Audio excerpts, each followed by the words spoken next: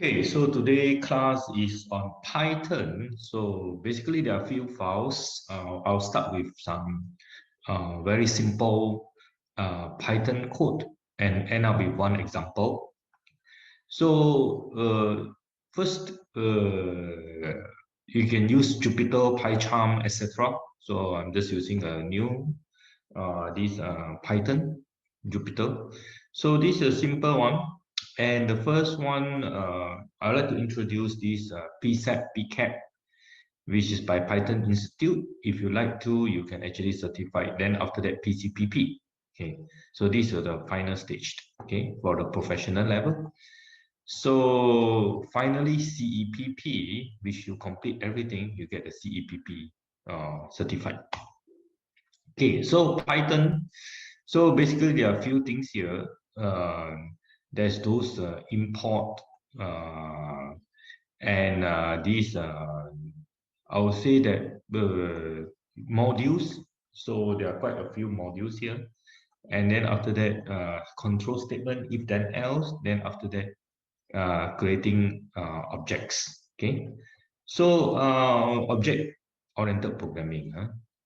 Okay. So the basic one is some variable. So you can have integer, you can have string, then you can input something, then print something, then you can have array, etc. So just going to show you a quick one here. So for example, you can a equal to 5. Okay, so what you do is print a. So I'm quite sure most of you know that. Then you can skip this if you're already very familiar with this Python. So for example, you can put hello, then you can print the, okay. So of course you can do something like say input, okay, then let the person input something, okay, input, okay. Then after that the person put in, but input is by default is a text. Good morning, for example, right? Okay, so this is the input. So now you just want to, if you want to assign something to it, let's say x equal to input, then good morning. So the the the the the variable will have the good morning. Okay, then after that you can actually print x. Okay, so you should be able to see good morning, and you can have array y equal to, say for example, array of we call it list 0, 1, 2, 3, 4. Okay, for example.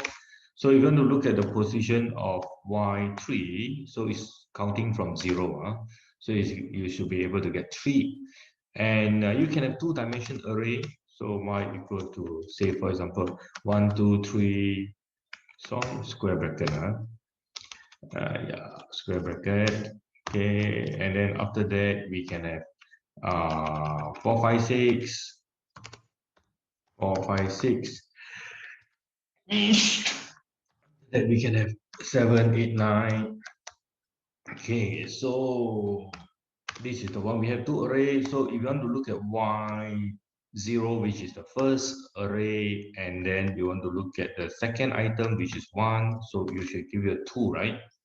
So if you want to look at second array, which is 1 here, and then say the third element, so it's 2, because it starts from 0, so you get 6 here. Okay, so this is the first part. Roughly, you can understand that all this, you can put it in your variable. Okay, so these are something that you can do. String actually you can concatenate. So I'm not going to show you too many of these, but I'm just going to show you one. And for the array, you can actually use negative, because if the array is very strong, very long, the negative one will be the last character. So just give you two example here, hello plus world, and then hello, the last item in hello. Okay, so here back, okay, so put hello, oh yeah, hello plus, you can actually add it. Okay, just try to let you know. So you can say space world, okay, so hello world, and you can also take the last item. So for example, let's say a equal to hello world, hello world. Okay, then after that you take the last item of A, so A minus 1. So it's easier than if the string is very long, no? You take the last character, and after that, if else, so if something equal to 1, then after that else, so very simple one, if else. So for example, A equal to 5. Okay, if A equal to 5, then what you do is that you can print A is 5. Okay, for example, else what you can do is you can actually print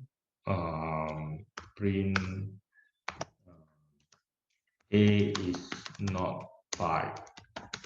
Okay, something like that. Okay, so A is 5. So you try 6, then you probably can see A is not 5. Okay, so this is something quite basic Python. So you have the equal and not equal. So I'm just going to show you one more example. Okay, so if A equal to 6, if this A is not equal, okay, then you can print A is not equal, else A is equal, right? You can do that as well. So else A is 5. Okay, so now if it's A is not 5, so you just rotate it. So A is not 5 because A is 6, right? So if it's A is 5, then after that you will print the else statement, which A is 5. Okay, so it's quite simple. You can use greater than, less than, etc. These are all the possible operator. So for loop is also not so difficult. So for I in range 2 to 6, for example, so for I in range this 2 to say, for example, 8, okay, then what we do is we print I, okay, so you can see what is I. So I is 2, 3, 4, 5, 6, 7, excluding 8. Okay, so this is a for loop. So in the for loop, you can do quite a lot of things here. Okay, so this is typical for loop. So let's look at a simple task. So write a Python code which accept the radius of a circle, right, from a user and compute the area. Okay.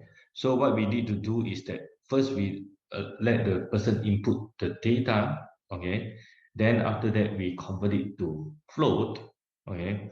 And then after that, when we do the area, will be equal to 3.142 times the square. Okay, so square is using star star, and then the area.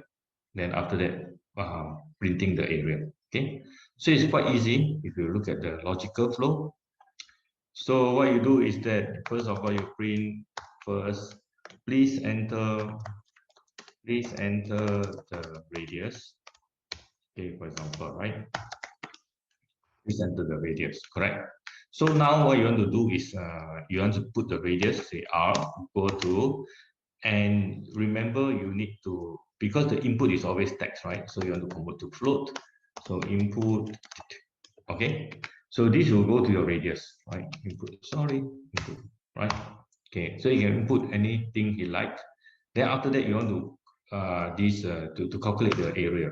So area will be pi r square, right? Pi times r square, r star 2, okay, r square, right?